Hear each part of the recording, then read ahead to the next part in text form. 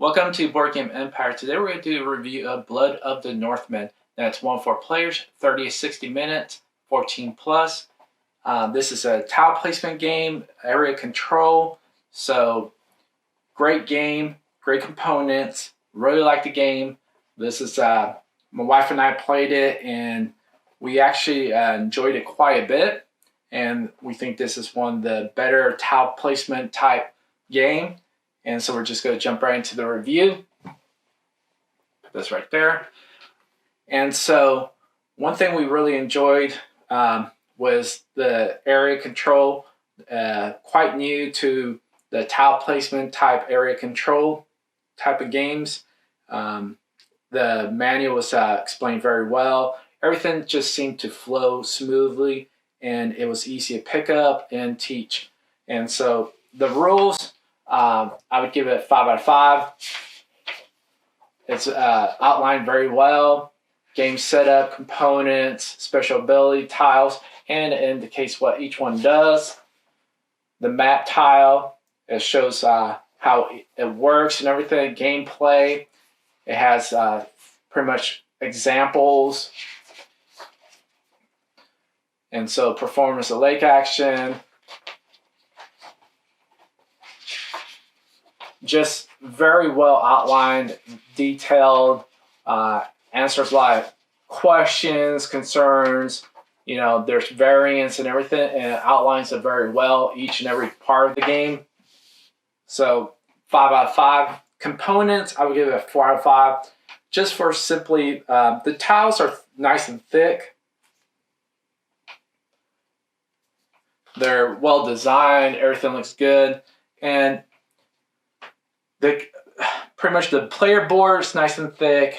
This is the player aid. This is the player, pretty much you pick, and each person gets a variable power. And the only concern I had was with the characters, they're so tiny. And not only that, but these components right here, the tips, the swords, the axes, they're very thin. They bend easily. One of them broke already. And so component quality, I would give 4 out of 5. Just simply because, you know, just had issues with one of them break. Like just when we opened it and everything. And I could see it, you know, happening again because they're just so thin and they bend so easily. But it doesn't ruin the quality of the game or anything, the gameplay, the mechanics and everything. It's just that that component that, you know, 4 out of 5. Experience, I would give 5 out of 5. Great experience. We had a lot of fun. This, like I said, was one of the better tile placement games that we played with area control, you know, variable powers, just maneuvering, placing, everything. Just great experience. So 5 out of 5. Mechanics, 5 out of 5. Great mechanics. Just wish that there was more replayability, but we'll get to that. Pretty much what you do is once you have set up your game pieces and everything, your board, pick the variable power, player aid, you know, put your characters in their places. And this is the winning condition. If you get 1, 2, 3, 4, 5, 6, you can win that way. But if you don't win that way, you win by the tiles and how many characters are on each tile. So like if this team had 5 different tiles that they had characters and this one had 4, this one would win. So that's one way to win. Now the tiles, what you do is you place it together. If it's water, you put it right next to each other. Then there's towns. We didn't play the town. There's different advanced versions of the game, but you're going to want to connect the roads. And then there's this right here. Once you have 3 tiles, you want to connect 2. The mountains right here are kind of like wild. You can't have a road next to it.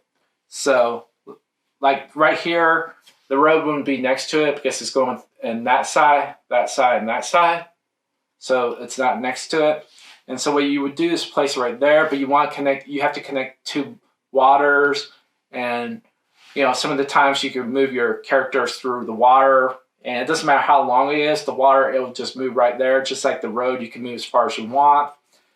And then the way you place characters is the forest. So right here would have 2 forests. So you would put 2 characters right there, you know, and then also this is pretty much the attack is rock, paper, scissors, kind of, because you pretty much, if you have 2, you beat, you know, the 1 character. If you have 3, you beat the 2. So it's pretty much quite easy. Then you, like I said, this is wild, and you can't put, like if the mount, you can't put it right next to the road, so that wouldn't count. But you can place it, let's see, like right here. You can place that right there. Even though it's a mountain, this is clear land. It's wild, and it's not right next to the road. Then you have these, which you can offset some of the rules, and you place it right there, and then you put your character on top. But this is more advanced version. So mechanics 5 out of 5. There's many things you can do. Expansion, which is coming here in Kickstarter, I believe the 6th, is going to expand this world a lot more, and it will help the replayability and everything. So mechanics 5 out of 5, replayability 4 out of 5 for the current base version, because it is so simplistic. There's you know, just so many moves you can do. There's not enough variable powers to really you know, for strategic, more advanced gameplay. So I would say replayability 4 out of 5 until the expansion might help with the replayability. But for the current time, it's 4 out of 5 because it is simplistic and there is only a certain amount of things you do. Although there's hundreds, it feels like hundreds of tiles. There's many different tiles.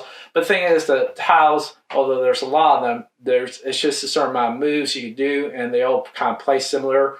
So replayability 4 out of 5. Overall total, I would give it like a 4 out of 5, like probably like a 7 out of 10. Just great game, many different mechanics that you could do.